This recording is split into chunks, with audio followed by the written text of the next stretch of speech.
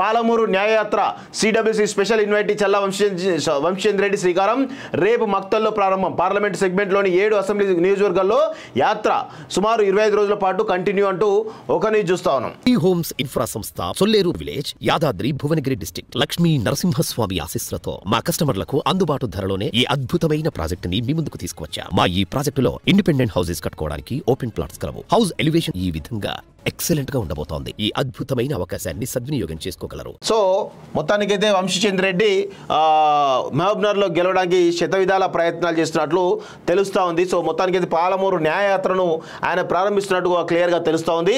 పాలమూరు జిల్లాను ప్రగతి పథంలో నడిపించాల లక్ష్యంతో జాతీయ కాంగ్రెస్ అగ్రనేత రాహుల్ గాంధీ భారత్ జోడో న్యాయయాత్ర స్ఫూర్తితో CWC special invitee Challa Vamshichandra Reddy Palamuru Nyay Yatra పేరుతో మహబూబ్నగర్ పార్లమెంట్ నియోజకవర్గంలో పాదయాత్రకు శ్రీకారం చుట్టారు.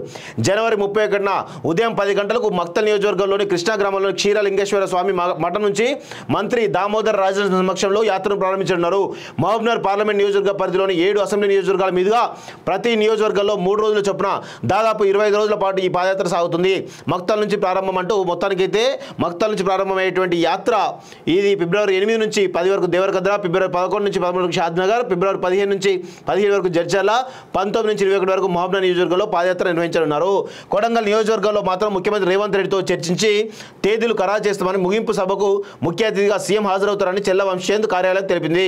పాలమూరును ఆదర్శగా మార్చగలని చెప్పేసి తెలుస్తూ ఉంది. ఇక్కడ విషయం ఏంటంటే మహబూబ్నగర్లో ఈరోజు కాంగ్రెస్ వర్సెస్ బీజేపీ ఫైట్ చాలా స్ట్రాంగ్గా కనబడతా ఉంది.